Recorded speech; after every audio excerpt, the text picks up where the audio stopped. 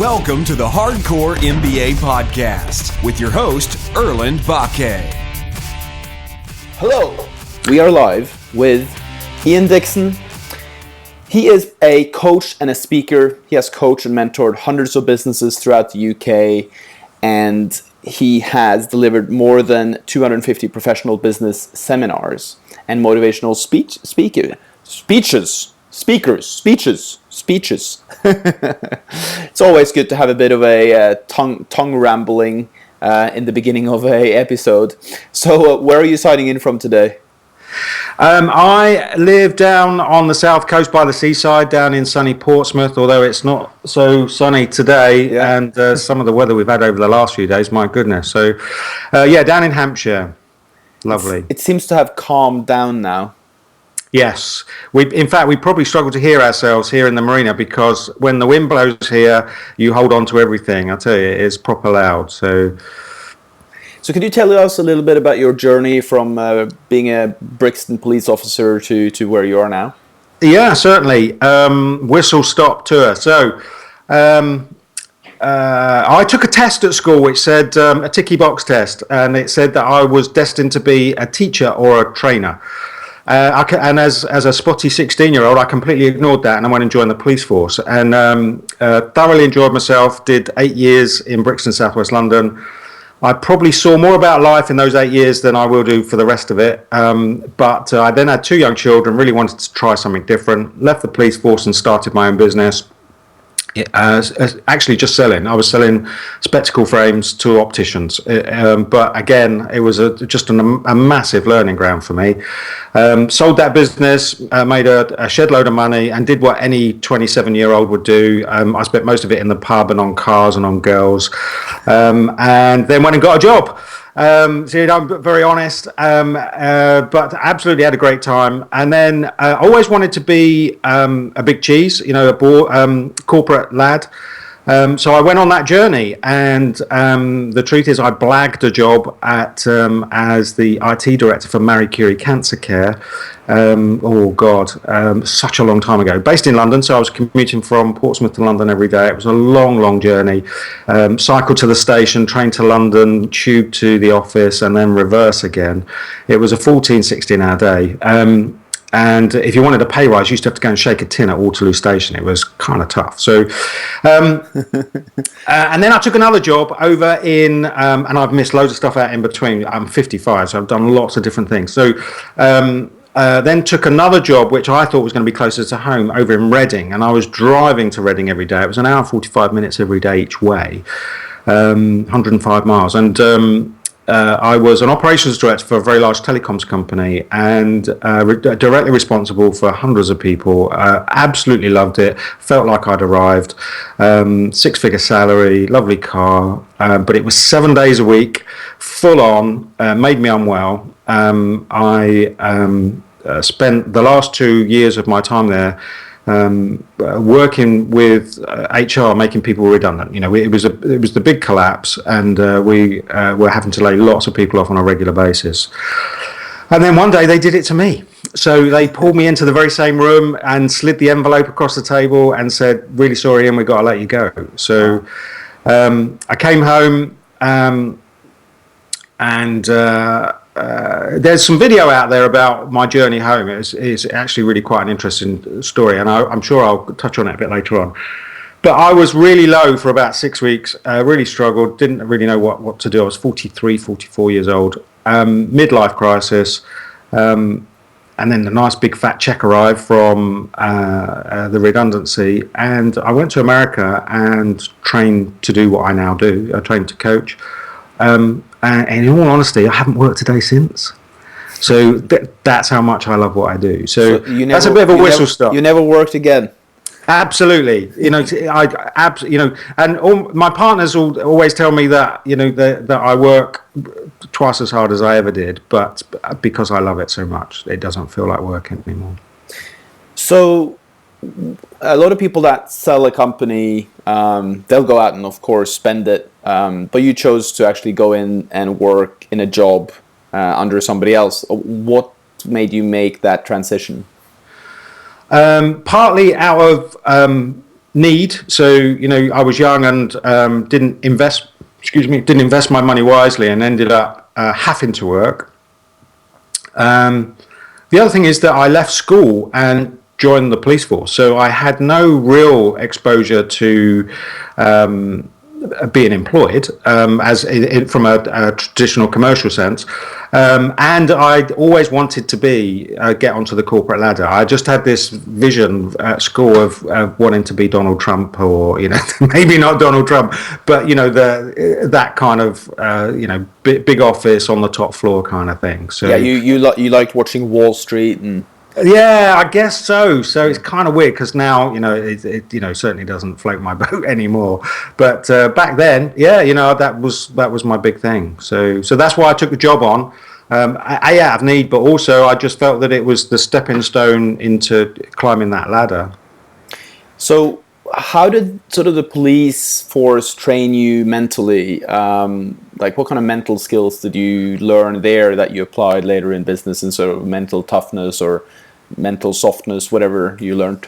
I love that question because I think when I left the police force, I thought, you know what, I know how to disarm somebody. I can probably tell if somebody's carrying drugs or an offensive weapon of some description. I have no idea how these are going to help me in the business world. But, at age 17, you're very impressionable. And there are things that they taught me back then that I can still recall now. Parrot fashion.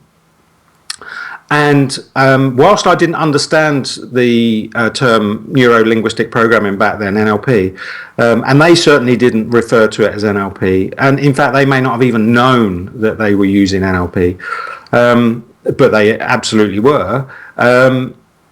I used tools that they gave me as a police officer that I still use today. So communication tools, being the flexible individual that I am to be able to adapt and change instantly to the circumstances that you're placed in. So, I turned up at a coaching client yesterday, and you go armed with a set of activities or things that you've got planned for that session, and there's been 2 weeks since you last saw them, and you have no idea what's happened for them over the last 2 weeks, and of course everything that you brought with you may well go out the door. So no different from my police days. Every single morning when I walked through the gates into the backyard of the station, I had absolutely no idea what I was going into that day. So, and in all honesty, it's part of my wiring. I absolutely enjoy the unknown, if you like, and the opportunity to take challenges on when they come at you. So I guess that's part of who I am anyway. I don't know if that's answered your question, but at the time I didn't think, when I left the police, I thought, well, it was a waste because I really didn't learn anything about the commercial world and being a business owner. But actually, most of this stuff, and I'm sure we'll talk about my mindset, knowledge, and action, is that it is about here. It all starts here, and actually, that was the grounding that they gave me, is that it's headspace, is getting your head in the right space. And obviously you talk about, not obviously, but you do talk about action and action and knowledge as there are 2 or 3 steps in terms of mindset and positive mental attitude. How do you, a lot of people get stuck in their head and sort of start overanalyzing things. Why is action so important? So those 3 keys, as I call them, mindset, knowledge, and action, they won't. And this is just, I always say to people that, there's one golden rule about everything I share and that golden rule is that there aren't any rules. So what I share may not be appropriate for somebody else, but my journey over the last 11 years, this is what I've learned. And when I went away and did my coach training, it was all about advert design, marketing activity, spreadsheets, financials, lead generation, conversion rates, all the things that help a business to grow. All those things are fantastic, and they're the all action-based activity and knowledge, but they're all completely irrelevant if you don't have this bit right. So, and if your attitude sucks or your belief systems are wrong, when I come back and see you in a week's time, in 2 weeks' time, those things aren't got done, and all I'm going to get is a whole pile of excuses as to why this didn't happen. So I've learned that mindset first, making sure that people are in the right frame of mind, that their belief systems are in order, and they know that if they do this stuff, it will make a difference and it does work. Then the knowledge stuff is me imparting, this is my recommendation based on my experience and things that I've done with other clients. I can tell you now, if you create an advert this way and put it up this many times, this is the kind of response we'd expect to get. And then the action, honestly, most of the time, it's a kick up the butt. It's the accountability, it's the carrot or the stick. And the action sometimes comes back to the NLP is I'll get people to read back what it is that they're going to commit to do. I'll understand whether they're visual, auditory or kinesthetic. So when I'm sat with them, I'll get them to show me what they're going to be doing. I'll get them to email me what they're going to be doing. So those three things, as tools and as keys, they've been critical in, I guess, the success that I've had over the years, getting people to have their best years ever in business year on year on year. So they don't work on their own. You have to have all three ingredients. It's like baking a cake. So, as individual ingredients, they're fab, but when you put them together, amazing. Okay, let's just repeat those three ingredients again. Mindset, knowledge, and action, and in that order. So, it's no good going away, taking action, and then thinking I need to get my mindset in order. Actually, your mindset determines your behavior, and your behavior, of course, determines your outcome. So it all starts up here. So one of the things that I refer to is Sir Roger Bannister, when he broke the 4-minute mile. So universally, human beings have never been able to break the 4-minute mile. And within days of him doing it, all around the planet, everybody was doing it. So it's just once we believe that something can be done, or we see for ourselves that it can be done, away you go. So, and often sitting down with people that have been in business 15, 20 years, and especially men, I've got to say, and you say to them, look, there's other printers out there doing 3, 4, 5 times as much as you. You can do this. So it's getting them to a place where they believe that they can be part of that too. So as I say, mindset, knowledge and action on their own, they don't work, and they have to be in that order. But this is my journey. This is my experience. So you can... I'm sure you've sat with other people that have given different formulas, different ways. One of the things I try and do with all of my work is get it onto a single sheet of A4. If you can get what I'm sharing onto a single sheet of A4, it takes away all the excuses and keeps it simple. So, and what do you do then with that sheet of paper? Well, depends what's on it. So, for example, I've got a marketing plan that goes onto a single sheet of A4 that doubles the opportunity to generate revenue from your business from a traditional marketing plan on a single sheet of A4. So when I say a single sheet of A4, I mean, I've got a business success diary is 102 pages, but there are single sheets in there that traditionally would be stacks of pages. So I try and condense things down. Of course, some things aren't that simple, but one of the things I say, if I can get it onto a single sheet of A4, this is a great line. My apologies for the length of this letter. If I'd had more time, it would have been shorter. So, it is hard to get something, often hard to get something condensed down to a single sheet. And the success is in the simplicity, really. So, I think Jay Abraham, the marketing guru, says there's like 3 ways of getting more business. Or make more money. Do you remember those 3? Or no, I definitely I one might be is if you told them to me. Definitely one is sell more to your existing customers, increase your price, and I can't remember the third one. But they're pretty good. What are your marketing strategies that you typically help people with? So, because marketing is typically like the main problem. Like usually it isn't that people don't have a good product. So I bought this marmalade from this like little store and a little market in close to, not on Borough Market, but a market close to it, and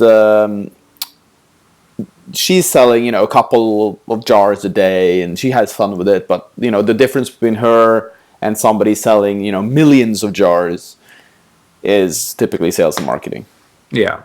So It's a big question. So again, it starts with the business owner's belief. So, one of the things that was said to me when I did my coach training is that if you truly believe that you're going to be incredibly successful at what you do, when you get home, you should go rent an office, you should employ a business development manager, you should get an admin assistant, and if funds weren't an issue and you truly believed that it was going to be a success, then throw the money in. There is nothing stopping this from happening. So now sometimes, of course, funding is a challenge, especially in the UK, because we work differently here. So certainly in the States, there are the process is you would do a tour and scoop up money that will invest in your idea and believe in you, and take a piece of the pie when it becomes successful, and that enables you to get going, if they see the success is there.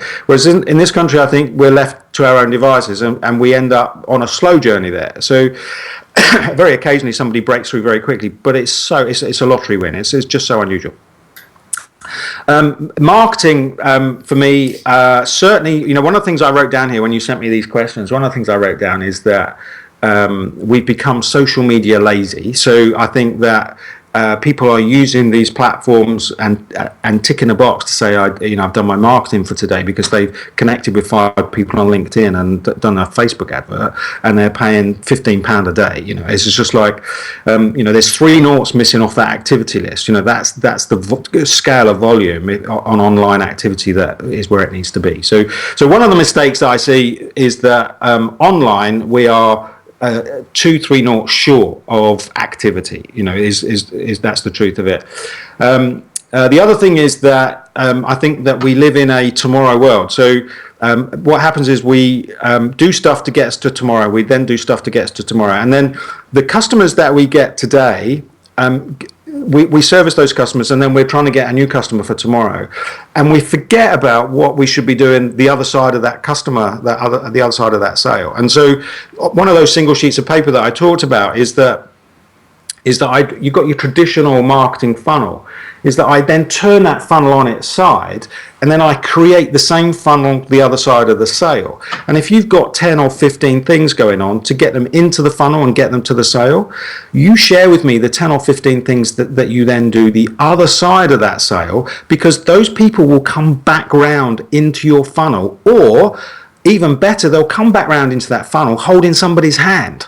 So they'll bring somebody in with them. So the post-sale activity for me, I think people start scratching their heads saying, well, what else can I do? And for me, that is, I think the statistics are like 80, your classic 80-20 of your marketing activity should be spent on your existing customer base. That's probably a bit of a skew for me. I don't think it should be that much. But I draw it as a 50-50. If you've got 15 things going on this side, you should definitely have 15 things going on the other side too. So another one, you have to stop me, because once I've had a coffee, I just keep going. So is I draw a marketing table up on a stage. I'll draw a marketing table, and traditionally most people I sit down with will have 3 or 4 marketing activities going on, what I would call core activities. And so I describe them as legs on a table. And normally, if we've got 4 legs, 2 of those might even be wobbly. And so my argument is, would you put the weight of your business on this table? Are those legs robust enough? Traditionally, one of them will be website nowadays. So that's a passive. That's not even what I call a disruptive marketing activity. That's just passive. You can cite SEO and pay-per-click as proactive and disruptive, maybe a little bit, but it's still pretty much passive. And then maybe a little bit of networking and maybe something else, but it's not particularly strong. So I draw 10 legs on this table. And then those 10 legs will have 10 activities on each going on. So then all of a sudden, if you've got some wobbly legs, you've still got enough of a spread that will help you understand what's working, so you can do more of that, but keeps it moving. We live in a world where, as consumers, we get excited by different things all the time. It's just I call social media now fish and chip paper. It just goes that quick. It's been and gone. As in fact, doesn't even last as long as fish and chip paper these days. So it's a big subject, marketing, and you're absolutely right. It is, she may have the best marmalade in the world, but if she doesn't have the best sales and marketing team, nobody's going to know about it. And of course, she may not want that kind of business. She may be happy down there on a a weekday afternoon and get home in front of EastEnders and enjoy our evening. So she seemed pretty happy. There you go. Yeah. So, measure of success. So based on whose measure. So, yeah. So let's just go back into your career. So when you were doing the sort of 14, 16-hour days, cycling to the station, getting a train, then the underground. So how much time did you spend commuting? Or was it like 2 hours a day? Yeah, London to Portsmouth to Waterloo is about 2 hours. So it's probably 2:20, 2.5, I would guess, each way. So I've done that. Yeah. So, and I had a conversation with somebody just last week. In fact, it was yesterday. They're doing, I think it's about 45 minutes in the car. And I said to him, I miss the journey into work now, both into London and my journey to Reading. It might sound a bit bizarre, but it was lock-in time for me. Mm. So your book's just fallen over, by the way. I don't know if you want to pick no. You heard it. So I don't want to... maybe we had an earthquake here. Yeah.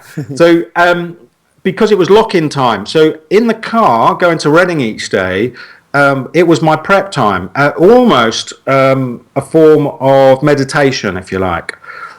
Because it was 5:30, 6 o'clock in the morning. I was at my desk at 7:30 every day, and on the train, of course, you definitely lock yourself in this country. We lock ourselves, don't we? You've got a train full of people, and nobody really talks to each other.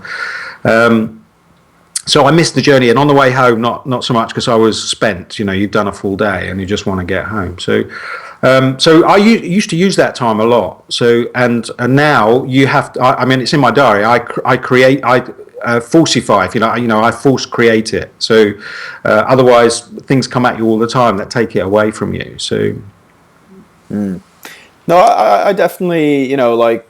Commuting time can be a great time to read a book, plan, think. I spend a lot of time in the mornings thinking about the day, writing down my 1%. The 1% is basically what if I was only to do one activity today and get 99% of the result, what activity would that be? And if I just do that one activity every day for 250 days a year, typically you get a good result, because that means you get that book into Waterstones, or you get that one partnership that you need to really grow your business exponentially. So I really enjoy that time, but I think I would like the choice of not commuting if I could choose. Yeah. Or like a bike ride to work, like a 25 minute cycle to work. But of course, if you have to commute, you use that time the best you can.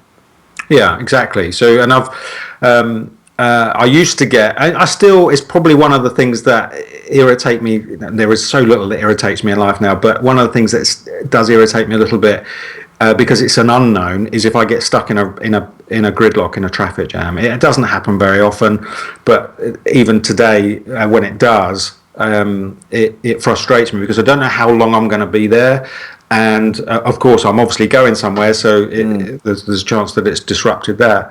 Whereas the journey each day was very predictable, and I knew how long I would be locked in, if you like, to be able to do stuff. But as I say, the truth is, whilst I wouldn't want to go back to doing it, because you can self-create it, I very quickly realised I was missing that time in the morning. So it's a really powerful thing to share, and I'm glad you brought it up. So, because there will be a lot of people that watch this podcast, I'm sure, that are commuters and that aren't really making great use of their time. And again, nowadays, of course, you can download all sorts of things to your iPad and stick your headphones on and watch them. But are they necessarily the right things? Are you watching episodes of, I don't know, Jessica Jones, when you could be listening to us on a podcast? Absolutely. I also do some mindset training, and if I have to drive somewhere, I will put it on in the car, even though I'm not walking. Tony Robbins has this hour of power, but basically you can do an hour, but you should do 15 minutes, and it takes you through 4 different sort of mind state shifts. Quite recently, actually, I've started working out in the morning. I have found that to be way better than evenings and afternoon.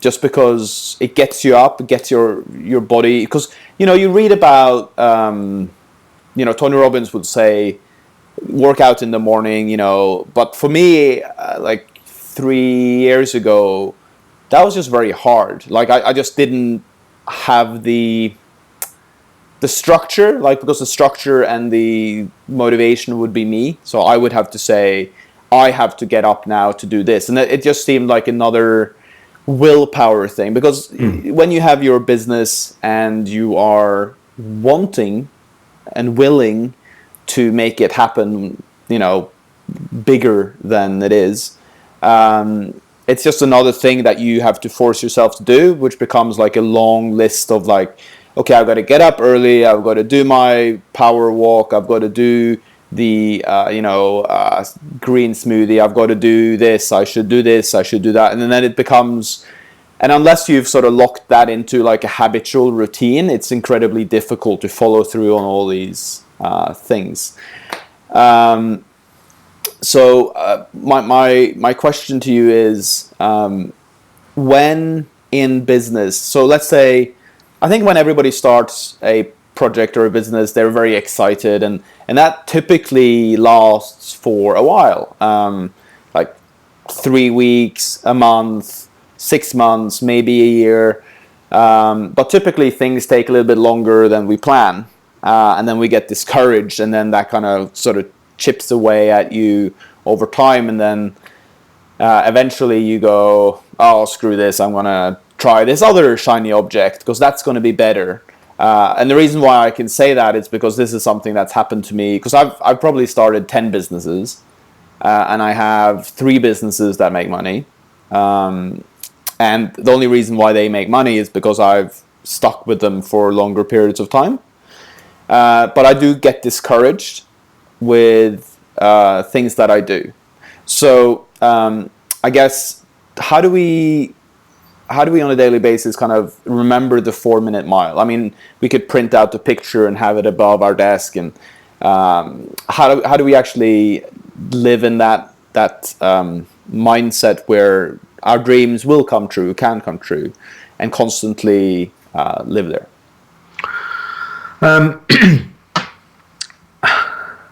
Certainly from the coaching process point of view, one of the things that, if you were to go speak to anybody that I've certainly worked with over the years, I'm sure they'll tell you, is that the introduction of somebody coming into your business on a regular basis, as fired up and as motivated as you were when you first started, it's infectious. You can't help but get off on that. And to this day, I mean, I've got, my average retention is about 5 years. So, people stay with me for a long time. And, but if you go speak to them, I'm as excited every single time I go in as I was the first time. So, because I'm not there every day. So I don't get, pulled down the same way as maybe they do. But for those 2 hours that I'm there, we will put together and build something that will keep them motivated for the next short step. And I think that's the short answer to the, how to keep motivated and up when after a long period of time, no different to a relationship where it becomes mundane, dare I say it, mundane, normal, and safe.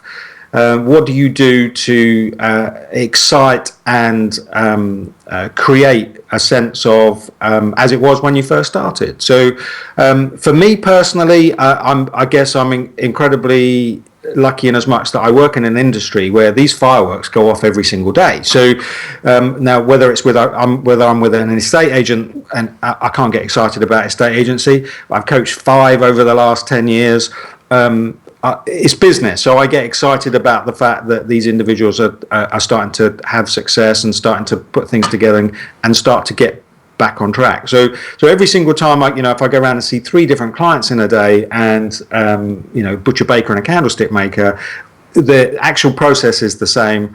I'm upbeat, positive. In your email, you quoted to me, when you're up, I'm up. When you're down, I'm up. That is absolute truism. Another thing that I'll do is I'll get people to bring things into the real world. So rather than think about these things, and they might be on a hard disk somewhere, I call them magic numbers. I get them to print them out or to make collages of things that they want to achieve. Even if they throw it in the bin afterwards. But what they've done is they've spent a bit of time in the real world with what it is that they want to do. It's just NLP stuff, to be honest with you. I don't want to simplify it or downgrade it. It's incredibly powerful. So, and I don't always tell them what I'm doing, to be honest. As long as the outcome is what we're trying to achieve, is that they stay motivated and upbeat for the gap between when I see them next. I think that's the key. It's interesting because I've got a client here in London that I help once a month, just talk about her business, what's going on, and I get really excited about her business because I don't see it every day, and I sort of get this the exact thing that you're saying. I get that we can do all these things and it's so exciting and she actually made a comment last time that she gets that energy from me and that brings her up. Yeah. And then she goes out and does a lot more things. Plus it's the sort of accountability aspect of it. And I actually don't do a lot of one-on-one coaching. I only do it with very few people. But I must say it feels great, and I can see it in her also that she also gets that. She also sees things that she doesn't normally see because she's not stuck in the in the so what you're saying is positive people will bring you up, right? It's classic law of attraction stuff. So I can remember going to see a lady once that ran she called it an art gallery, but it so wasn't an art. It was a bric-a-brac shop, really. And I think her dream, she wanted this art gallery. And it was tumbleweed. She was selling nothing. She was very low. It was almost like the lights were off, both metaphorically and physically.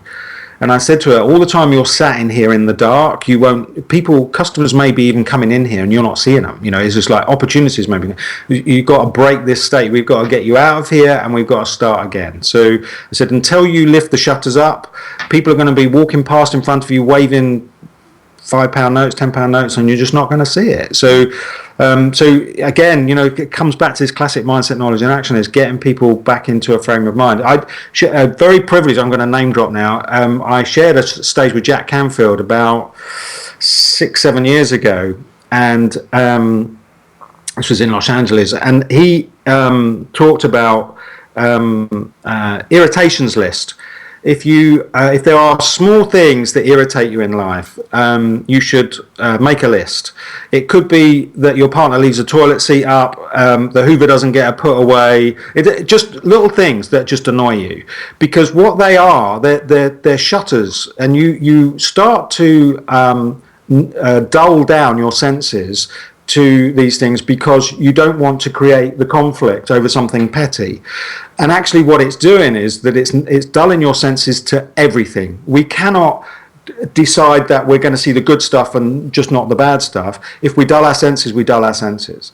So it's an important thing in life to eradicate as many of the irritations as it is to get rid of all the big challenges that we have in our life. So, and of course, 1,000 irritations can end up being a big thing. So 50 irritations can end up being a big thing. So now there's several ways to get rid of those things. We can physically go and sort it out, or there are ways that you can actually take, I call it the bowl, rather than a skull, I call it a bowl. We can physically take it out of our bowl so that it absolutely, well, say physically, mentally, it's gone. We can say it no longer bothers me. So it's just finding the best way for whatever those particular things are. With this lady, the thing to do was to basically, I said to her, give me your keys and go home. We're going to close this up and we need to start you again. We need to go and do something else, because it was a bleeding out animal. It was just horrible to see. So and she's went and started again, new place, much happier. Still a gallery or? No. In fact, it's I think they call it haberdashery. So it's wool, and but she's happy now. So that's the most. And as we alluded to right at the start today, being happy is the key. So that for me, that's a true measure of success. So whether you're selling marmalade on a Sunday afternoon or whether you've got it on all the shelves in all the supermarkets, are you happy? So that's the key. So I guess what you're saying also to entrepreneurs that are not feeling, in the right place, or I think not feeling in the right place is okay, because it just shows you where you want to go. But you're kind of telling us to get a coach, right? Like have a coach to go to on a sort of weekly or monthly basis. My challenge has actually been I find finding really good coaches difficult, and what typically, like I find, I need to phrase this correctly. I've worked with lots of people, but typically you outgrow them, right? And that's anything from 3 months to a year. You've kind of like you kind of, okay, I get what I know what you're talking about. Okay, next person. So I guess this question is sort of two parts. Why work with a coach, and then two, how do you find the right person for you at the place you're at? So again, great question. So of course, sat this side of the fence, I'm going to be saying to you that having a coach, not just in business, I just think generally having somebody that you have respect for, that is perhaps can help you to grow, is important. But as human beings, we run from accountability. We're not good at being self-accountable, and of course, having another person come and keep you accountable is tough. I've had phone calls with my coach where I'm book writing, and I'm probably 3 years late on my book. It's embarrassing how late I am, and I'll get asked those squirmy questions, but what it does is it keeps me moving. So, or what it'll do is it'll take me out of my comfort zone into the best zone ever, which is the learning zone. It gets you into a place where you're going to grow as an individual. So,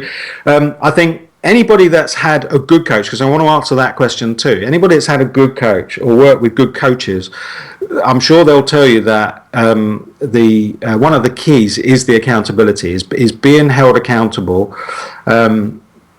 learning from them. And in business, one of the things that I learned very early on is that it's no good dancing around somebody for weeks on end, asking them those horribly squirmy, coachy questions that their coaches are very good at asking, when time is of the essence. And one of the things that I've learned sometimes is completely appropriate to do the telling, or just the straight out, this is what you should do, rather than, well, what options have we got? I know the answer, and sometimes it's just wrong, because I just know that you're struggling to get it. Look, I've done this 1,000 times. Just do this. I promise you. Let's get over this one, and then we'll move on to the next. So it's getting that balance. And I think these are. I'm going into the zone. And these are some of the things that you should, in business, that you should be looking for in a good coach. Somebody that knows when it's appropriate to do the best thing, which is to coach that response and that answer out of the client, or when from a time constraint perspective and from a common sense perspective, the coach would just say, or take his coach hat off and just basically says, do this. This is, based on my experience, not forgetting my golden rule, based on my experience, this is the best thing to do. Right, finding good coaches, seriously, I love what I do with a passion, and you can probably tell. So, but it kills me that in an unregulated industry, like all the unregulated industries, there are lots of charlatans, unqualified, uneducated. We can name some if you like. Sure, let's do that. That spoil it.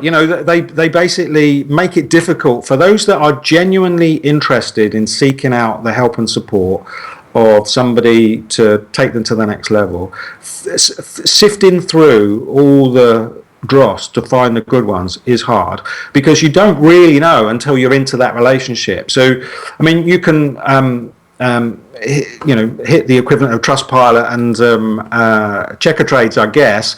And in my world, I guess it's testimonials, it's feedback, it's client referrals is probably the best way to find out, is this the right guy? So so that's a difficult one, and it bothers me that there are lots. I mean, I coach coaches, so I work with business coaches too, and they know that they're in a world that they're surrounded by, where they'll talk to somebody and say, "Oh no, I tried coaching, it was rubbish. I knew more than he did." So and it's because we're an unregulated industry. That's part of the challenge.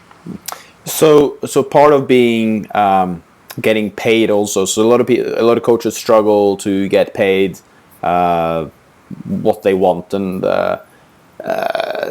oftentimes deserve. And you talked earlier about getting lots of speaking gigs. How did you go about getting lots of speaking gigs? I'm going to share a story that I shared with you before we went on air. So I'd been a coach for about 3 months. I'd never been business networking ever before. It was on my list of marketing activities. So, and other coaches have said to me, you need to go networking. So I went to a networking event. I paid my £10 at the door, 7 o'clock in the morning. There were 20 odd people in the room. And I went over towards this coffee machine, and I was shaking, absolutely shaking. And I'd asked somebody where the toilets were. I went to the toilet and I went home. So I didn't even get a coffee. So, I'd never, I was at board level in the corporate world, and I could sit amongst my peers. Occasionally, I would never have been able to get up on a stage, but 10, 15 people in a room would make me nervous. So the thought of getting up onto a platform, just, oh my God. So anyway, I started to overcome my fear of networking.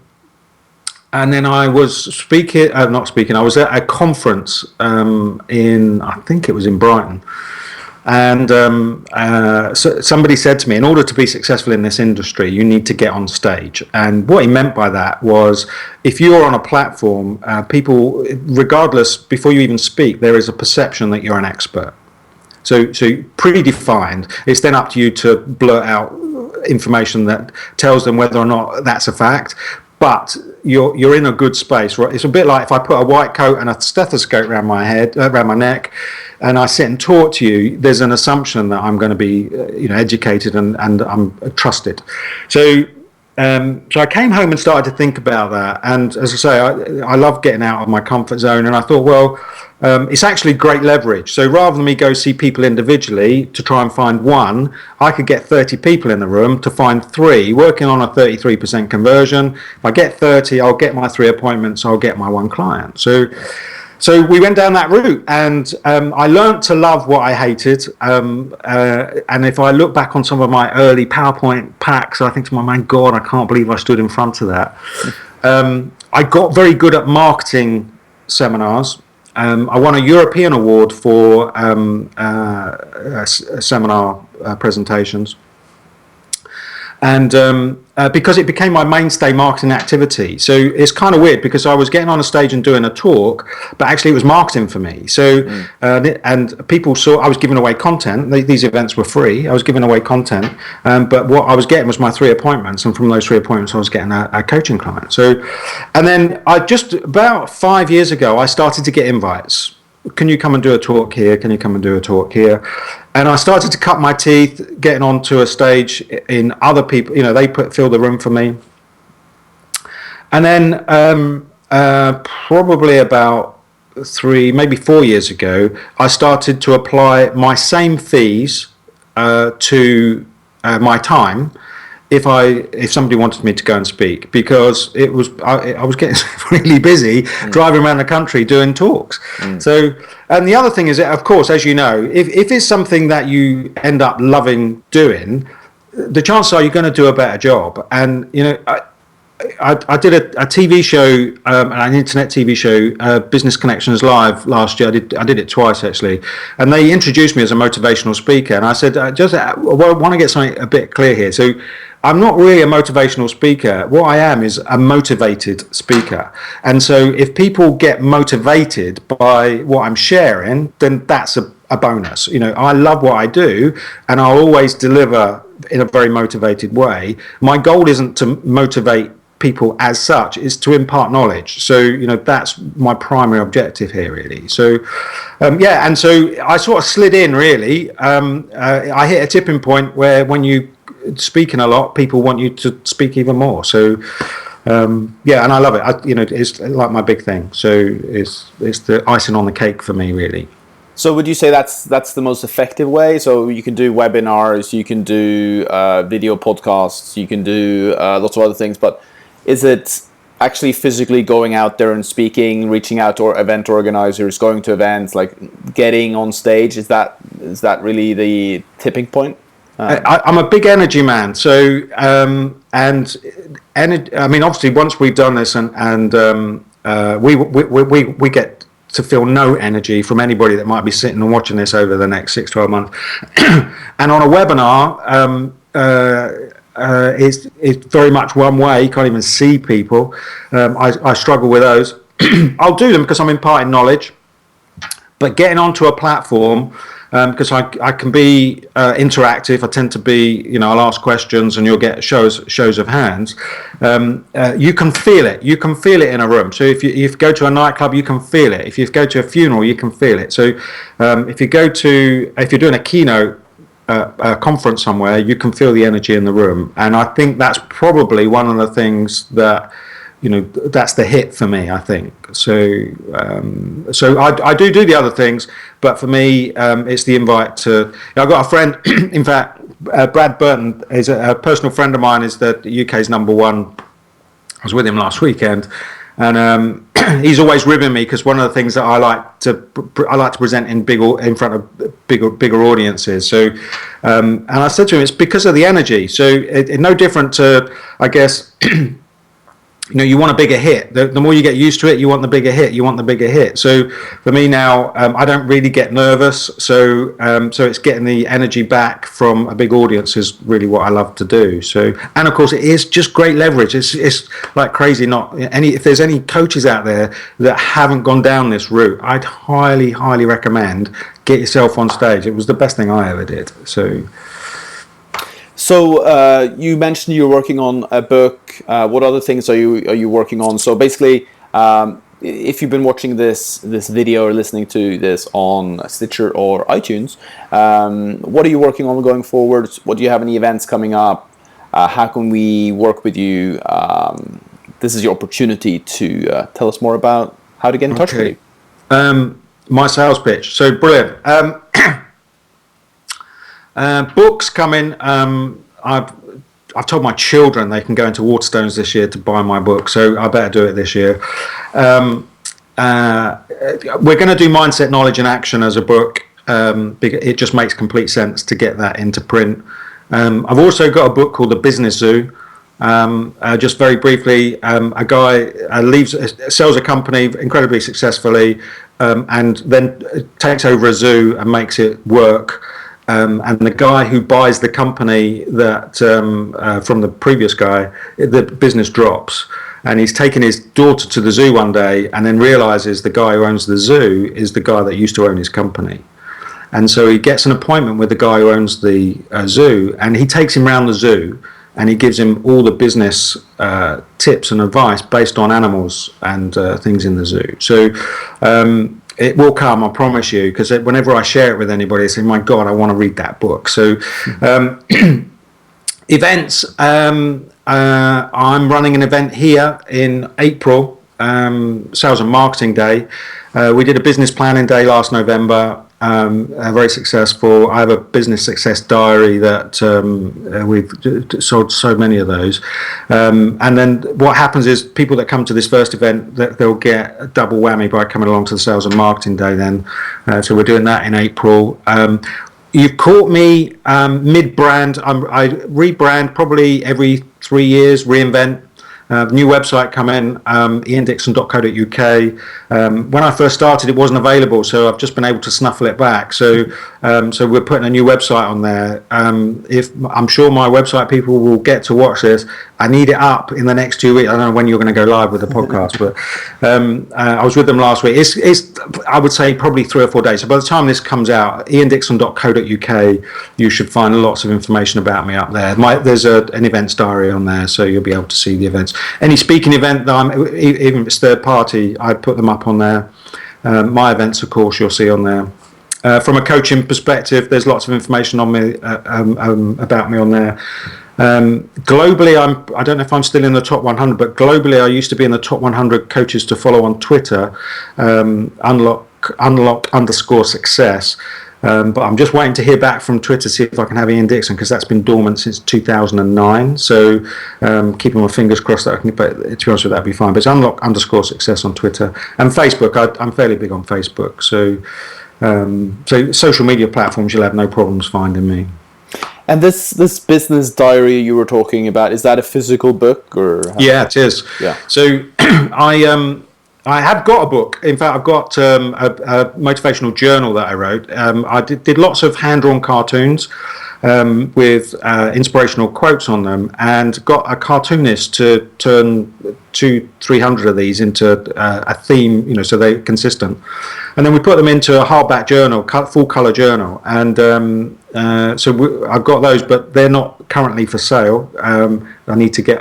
So if there's any publishers watching, that's done. It's finished. I get them printed in small volume, giving them away. And I took a lot of those cartoons and put them into a year diary, a success diary, and I gave it away for the first time last year to my workshop attendees. And then after the workshop, they all went home and put it up on their Facebook pages saying this is great, and then I sold 100. So it was never intended to be a retail product, but they went mad over the Christmas break for them. So now there's a new version of that coming out, because we're into February already, that is undated. So it's a year's planner, but then you put when you start it. So because a lot of people start the years 1st of April, so the whole idea is that the one that will be available in the next 2 to 3 weeks is you start at any point in the year, but it will run for 12 months. It goes the whole year, 120 odd pages. So fantastic! It's been a true pleasure having you on the show. I don't know where the time went. So are you going fishing afterwards, or? It's not allowed. We're not allowed to fish here. So. Okay. To be honest with you, I don't know if I'd want to eat anything that came. Well, it is full of fish, but I don't know if I'd want to eat anything that came out of there. So, because a lot of these boats, they empty their bilge tanks, which they shouldn't do, into the marina. So, nice. Yeah, lovely. No, in fact, just a personal story. From here right now, I'm going off to have an appointment to get my lenses, my eye lenses. Replaced. So rather than LASIK surgery, literally taking my lenses out and putting new ones in. So a little bit nervous about that, to be honest. So, but we'll see. I have bad eyes, so I hope everything goes well with that. And it was good to meet you. I appreciate you reaching out. So I love the opportunity to be able to share content. So thank you for giving me a bit of a platform to be able to do. I hope you found it useful. So. Absolutely. This was really, really good. Guys, if you enjoyed this episode, please hit like underneath. Or if you didn't like it, hit unlike, of course. We want your honesty. And if you're listening on iTunes, please drop a review. It helps us reach a larger audience and keep going. Thank you, and bye-bye. This podcast is brought to you by MrOutsource.com. Outsourcing to the Philippines done for you. Mr. Outsource is a recruitment company matching busy entrepreneurs with Filipino virtual assistants, so you can have the time to focus on what's important.